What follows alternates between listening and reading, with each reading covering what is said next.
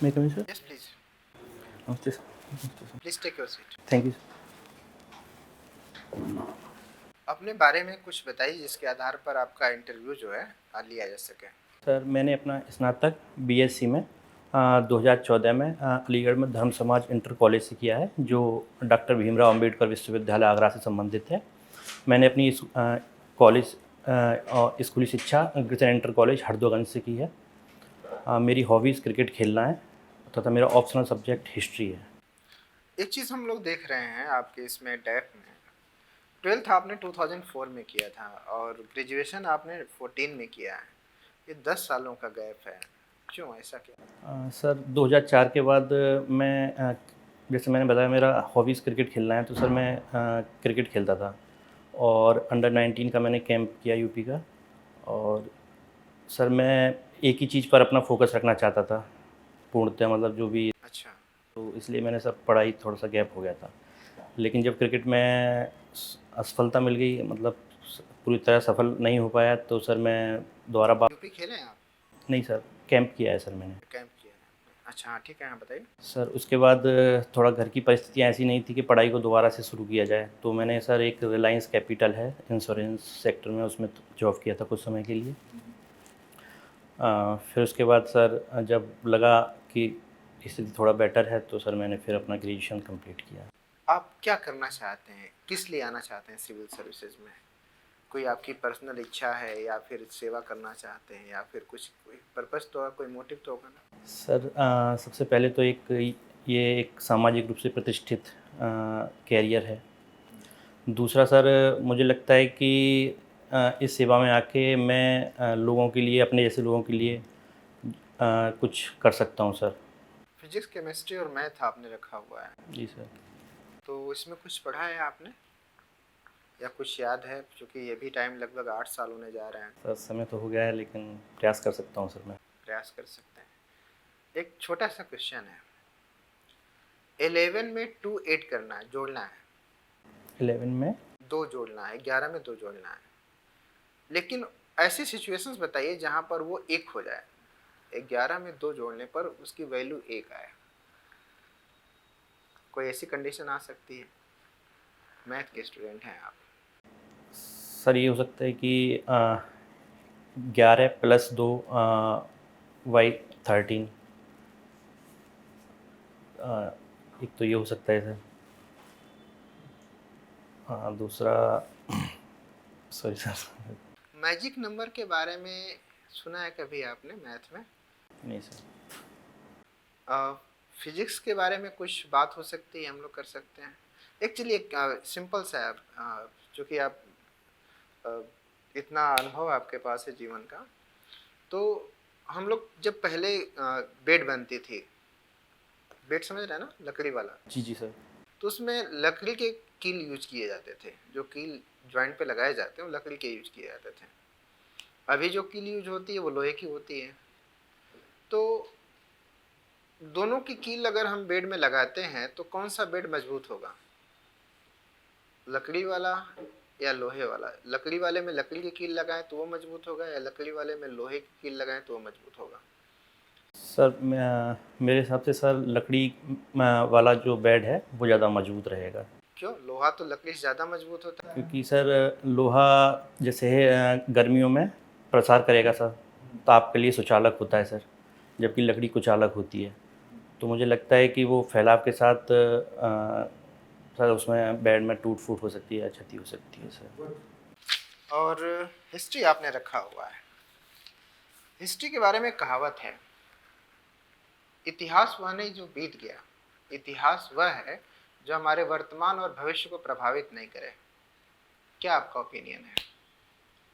Sir एक car नाम के एक विद्वान हैं सर, इतिहासकार। उन्होंने कहा था कि इतिहास भूतकाल और वर्तमान के बीच में एक संवाद का माध्यम है। यानी कि हमने जो भूतकाल में जो गलतियाँ की हैं या वर्तमान को हम किस तरह से सुधार सकते हैं, उसको सर उसके जो सुधार की जो गुंजाइश है सर, हम भूतकाल में अपनी गलतियों से सीख सकते हैं सर। तो इसके बीच में सर इतिहास एक माध्यम है। किसी ने कहा है कि जो इतिहास भूल जाता है वो इतिहास बनाता है। और किसी ने कहा कि जो इतिहास भूल जाता है वो इतिहास हो जाता है। किसके साथ आप जाना चाहते हैं? जो इतिहास भूल जाता है वो एक नया इतिहास बनाता है, और जो इतिहास भूल जाता है वो इतिहास हो जाता है। तो इन दोनों कथन में से किस कथन के साथ आप जाना चाहेंगे? सर दोनों ही कथन अपनी जगह पर सही हैं। जैसे अगर कोई इतिहास भूल गया, इस चीज़ को सर हम इस तरह से ले सकते हैं, जैसे कि अभी अफ़गानिस्तान में एक विवाद हुआ था। अफ़गानिस्तान में जैसे अमेरिका ने अपना हस्तक्षेप किया था, तो वो इतिहास को भूल गया कि अफ़गानिस्तान में जो पुरानी महाशक्तियाँ थीं, जैसे कि सोवियत संघ या ब्रिटेन, उनका क्या हश्र हुआ था। उसने जो हस्तक्षेप किया, तो उसने इतिहास को भूल के सर वो खुद एक इतिहास ही हो गया सर, वहाँ उसे आशातीत सफलता नहीं मिल पाई।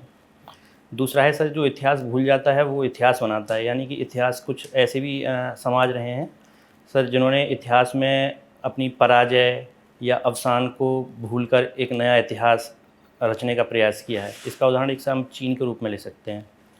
चीन ने अपने जो भी पुराने इतिहास थे उसको सर एक तरफ़ा रख के अपना माओ माओ सेतुंग के काल में उन्होंने एक नवीन क्रांति को या नवीन इतिहास की तरफ अपना कदम बढ़ाया था, और सर आज आप देख ही सकते हैं कि चीन एक महाशक्ति के रूप में स्थापित है। अच्छा, अफगानिस्तान की भी आपने बात की और एग्जाम्पल भी दिया आपने कि क्या हश्र हुआ था। अफगानिस्तान को वैश्विक साम्राज्यों की कब्रगाह कहा जाता है। जी सर। क्यों? सर एक तो उसकी भौगोलिक स्थिति ऐसी है, दूसरा वहाँ जो सांस्कृतिक और जो सामाजिक स्थिति है वो सर बहुसांस्कृतिक और बहुसामाजिक पृष्ठभूमि है सर उसकी। उसमें काफ़ी कबीले हैं, जैसे पश्तून हैं,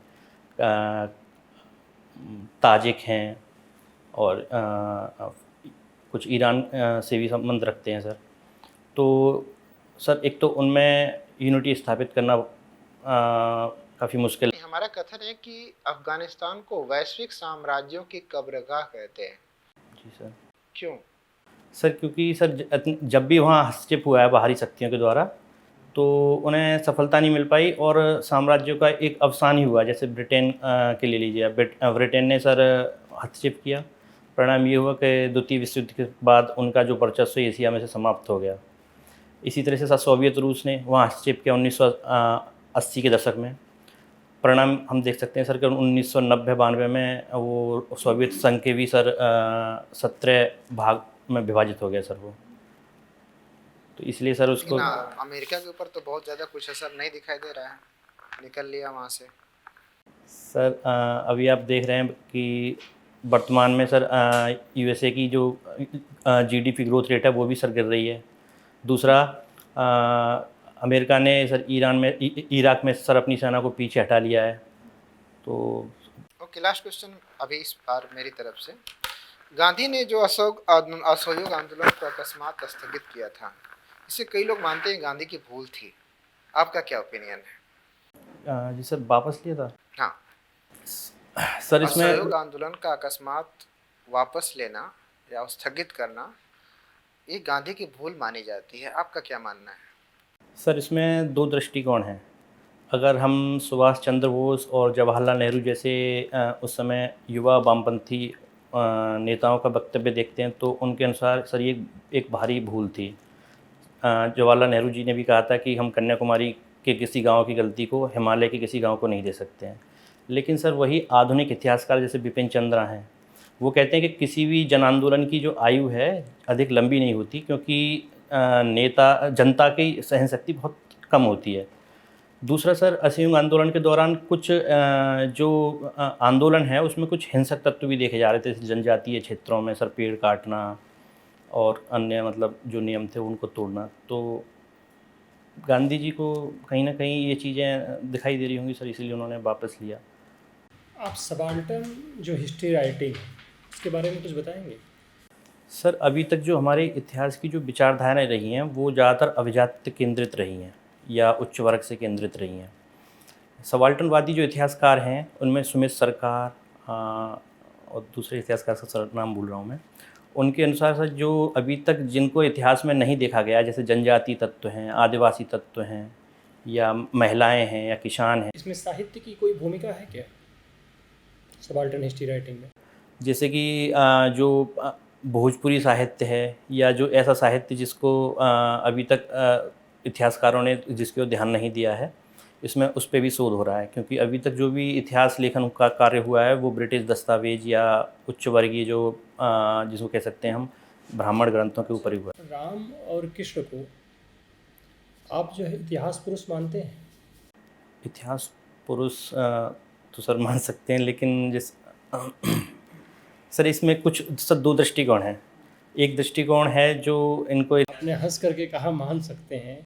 सॉरी सर वो थोड़ा सा हाँ, ठीक ठीक है, सर कोई बात दूसरा दृष्टिकोण इनको एक मिथक या किंवदंती के रूप में काउंट करता है। जैसे नहीं। अगर ऐसा है तो फिर अभी जो 1045 पृष्ठों का जो आपका अयोध्या का जो राम मंदिर का जजमेंट जो आया है, उसमें जो बहुत सारे फैक्ट रखे गए और वहाँ से लेकर के और वो कोसी यात्रा और ये सारे एविडेंस उत्तर प्रदेश से लेकर के बिहार तक वो जो तथ्य सामने आते हैं, फिर उसको क्या आप इतिहास से अलग मानेंगे? सर इतिहास एक अनवरत धारा है जिसमें बहुत सी नदियाँ आकर मिलती हैं। मुझे लगता है कहीं ना कहीं वो एक शोध का विषय हो सकता है। अब इसके आगे तो सर मुझे नहीं बताया। सॉरी।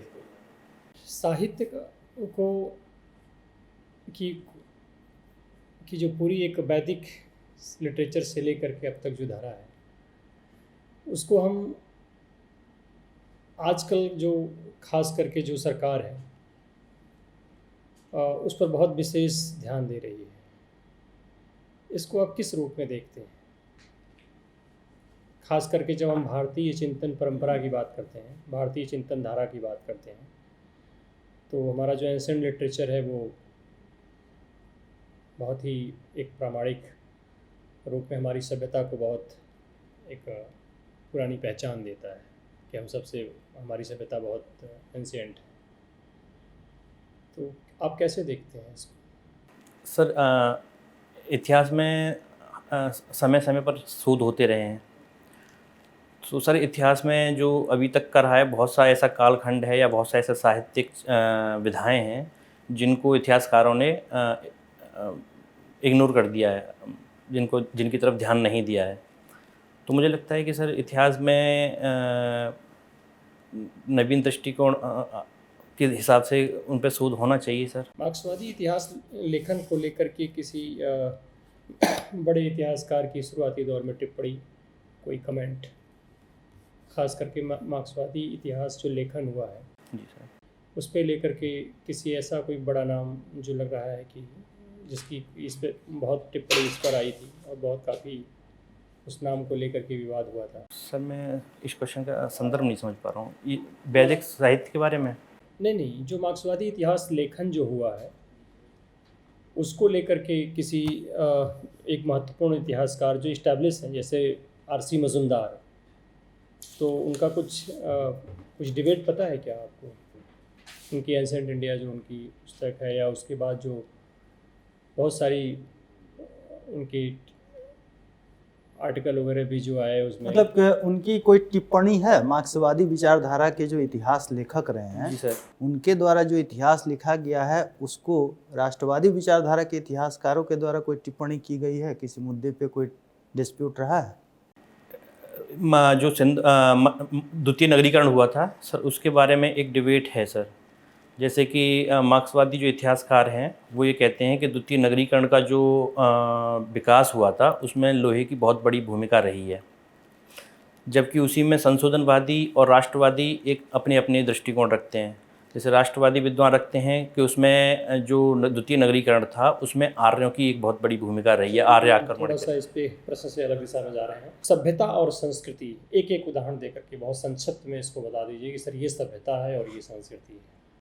सर हड़प्पा एक सभ्यता है, जबकि उसके जो इर्द गिर्द कोलिस्तान संस्कृति या ताम्रपाषाण जो भी वो थी वो संस्कृतियाँ थीं। संस्कृति जब अपने उच्च भौतिक अवस्था में पहुँच जाती है तो उसको सर सभ्यता बोलते हैं। जी ये बताइए, नए भारत हेतु पुराने इतिहास का पुनर्लेखन समय की मांग है, क्या आप इस कथन से सहमत हैं? जी सर, वर्तमान में सर ये डिबेट तो चल रही है सर कि इतिहास का बहुत बड़ा हिस्सा हमने विदेशी इतिहासकारों या विदेशी लेखकों के लेखन पर ही मतलब लिख दिया है। बहुत बड़ा हिस्सा जो देसी साहित्य है, वेद हैं, पुराण हैं। कुछ एक घटनाएं बता सकते हैं इतिहास में जो अभी पिछले कुछ समय में चर्चित रही हैं, जिसने पुराने इतिहास लेखन को बदलने के लिए एक आधार प्रदान किया है? कुछ शोध अभी आए हैं रिसेंटली, हल्दी घाटी से संबंधित कुछ शोध आया था? सर हल्दी घाटी के बारे में तो नहीं पता, लेकिन जैसे अभी विवाद चल रहे हैं, जैसे कुतुब मीनार का है या शुरुआत तो हल्दी घाटी से ही हुई है। हाँ, सॉरी सर, उसके बारे में मुझे पता नहीं। चलिए, अच्छा एक चीज़ बताइए, मोहम्मद बिन तुगलक, जी सर। कहा जाता है कि वह अपने समय से बहुत आगे का सोचने वाला सुल्तान था। आप बता सकते हैं उसकी कुछ नीतियां जिसके आधार संदर्भ में यह चीज़ कही गई? कभी कभी उसे विरोधाभासों का सम्मिश्रण भी कहा गया है, लेकिन कुछ एक विद्वान कहते हैं कि वो बेचारा अभागा था जो गलत समय में पैदा हो गया, नहीं तो उसकी सोच जो है अपने समय से बहुत आगे की थी। सर उनकी 4 योजनाएं हैं। पहली योजनाएं तो जो सांकेतिक मुद्रा का जो चलन था उन्होंने, तो एक तो वो जो उनके समय से पहले वर्तमान भारत की किस घटना से जोड़ सकते हैं आप इस सांकेतिक मुद्रा के चलन को? सर इसको आप नोटबंदी से चाहें तो जो ठीक, आगे चलिए। सर दूसरा दोआब में जो उन्होंने जो नवीन कृषि पद्धति जो आरंभ की थी, वो सर समय से आगे की घटना थी, जिसको आगे शेरशाह सूरी और अकबर ने और इन्होंने भी अपना कर राजस्व के लिए जो उन्होंने सिस्टम लाया था उसको आगे चल के शेरशाह सूरी अकबर ने भी अपनाया। ठीक, तीसरी नवीनीकृत जो कृषि प्रणाली थी सर, जिसमें फसलों को मतलब बारी बारी से बुवाई होती थी, उसको कह सकते हैं सर। कोई ऋण वगैरह भी प्रारंभ किए थे? उसमें ऋण भी दिया जाता था किसानों को। क्या कहा जाता था उस ऋण को, कृषि ऋण को? सर उसका नाम मैं थोड़ा सा भूल रहा हूँ सर। तकावी। तकावी ऋण दिए जाते थे सर, और फसलों को मतलब एक परंपरागत फसल प्रणाली से हटके कुछ उन्होंने परिवर्तन किए थे। फिलॉसफी ऑफ बॉम्ब किसका दर्शन है, मतलब किसकी रचना है? बम का दर्शन हिंदी में, इंग्लिश में है फिलॉसफी ऑफ बॉम्ब, किसकी कृति है? सर दिमाग से निकल रहा था। चलिए कोई नहीं। अच्छा ये चीज़ बताइए, अभी उत्तर प्रदेश सरकार के द्वारा महिलाओं के सशक्तिकरण हेतु क्या क्या कार्यक्रम चलाए जा रहे हैं? तो सर कन्या सुमंगला योजना है। ठीक। मिशन शक्ति योजना है। ठीक। एक एंटी रोमी मिशन सर उसी का भाग हो जाता है। ठीक। इंदिरा गांधी पेंशन वृद्धावस्था पेंशन योजना है, उसे भी महिलाओं से हम संबंधित कर सकते हैं सर। अच्छा, अभी जो यूपी सरकार के द्वारा विश्वविद्यालय में छात्र हैं उनको टैबलेट बांटा जा रहा है, यह जो योजना है, क्या आपको लगता है कि यह योजना शिक्षा में या को डिजिटलाइज करने में अपना महती भूमिका निभाएगा, या यह भी पूर्ववर्ती सरकार के द्वारा लैपटॉप जैसे देने की योजना का कोई लाभ ना उठा करके लोग बैग टांग करके और लैपटॉप लेके घूम रहे हैं, वो स्थिति पे आ जाएगी? मुझे लगता है कि हर योजना अपने आप में कुछ न कुछ कमियां और कुछ न कुछ एडवांटेज मतलब उसमें लिए हुए होती है। तो सर जो अविद्या योजना चलाई है यूपी सरकार ने टैबलेट बांटने वाली, सर वर्तमान में हम देख रहे हैं कि छात्रों को अपने जो भी शिक्षा है डिजिटलाइज जैसे हो रहा है। पीएम विद्या, अभी जैसे कोविड-19 का समय जो आया था सर, उसमें सर स्कूल प्राय बंद ही हो चुके थे। ऐसे में सर घर पे रह के शिक्षा ऑनलाइन पढ़ाई का बहुत बड़ा ट्रेंड चला था सर। तो ऐसे में सर मुझे लगता है कि ये योजना उनके लिए, ऐसे छात्रों के लिए जिनके पास समुचित संसाधन नहीं है या दूर दराज के क्षेत्रों में, ग्रामीण क्षेत्रों में निवास करते हैं सर, उनके हित में ये सब काम कर सकती है। आपने अपने नौकरी में क्या प्राथमिकताएं दी हैं? सर सबसे पहले मैंने उप जिलाधिकारी का पद भरा है, उसके बाद पुलिस उपाधीक्षक का, तीसरे पर सर ARTO, चौथे पर सर नायब तहसीलदार। अच्छा, उप जिलाधिकारी का जो पद होता है, ठीक है, उसको SDM के तौर पे नॉर्मली जाना जाता है, लेकिन बेसिकली वह पद जो होता है वो डिप्टी कलेक्टर का होता है। क्या फ़र्क है SDM और डिप्टी कलेक्टर में? सर इसके बारे में सर आप ये बताइए, मनी मार्केट और कैपिटल मार्केट क्या होता है? सर जो मनी मार्केट है वो 365 दिन से कम दिन के लिए जो निवेश वगैरह होते हैं उसके लिए होता है, जबकि कैपिटल मार्केट सर 365 दिन से ऊपर जो भी समय कालखंड के लिए निवेश होता है या जो भी उसके लिए सर हम उसको कैपिटल मार्केट बोलते हैं। आप इंश्योरेंस सेक्टर में काम किए थे, बताया आपने। जी सर। तो इंश्योरेंस सेक्टर किस में आता है? सर ये कैपिटल मार्केट में आएगा, पक्का? क्योंकि सर इसमें 3 साल का मिनिमम पीरियड होता है। पक्का ना? सर मुझे यही लगता है सर। इंडिया में इंश्योरेंस सेक्टर इतना फुलफिल नहीं हो रहा फ्रूटफुली, क्या लगता है? सर इसमें एक तो लोगों की जो कह सकते हैं एक नकारात्मक सोच है कुछ, जैसे कि ग्रामीण क्षेत्रों में लोग ये सोचते हैं कि जैसे इंश्योरेंस हो जाएगा तो डेथ वगैरह जल्दी हो जाती है, कुछ ऐसा मतलब एक नकारात्मक अवधारणा है। दूसरा लोग कह सकते हैं ज़्यादा अधिक दूर की नहीं सोचते हैं सर। थोड़ा सा ये भी हम कह सकते हैं सर, आशावान ज़्यादा हैं, कुछ ऐसा भी मान सकते हैं सर।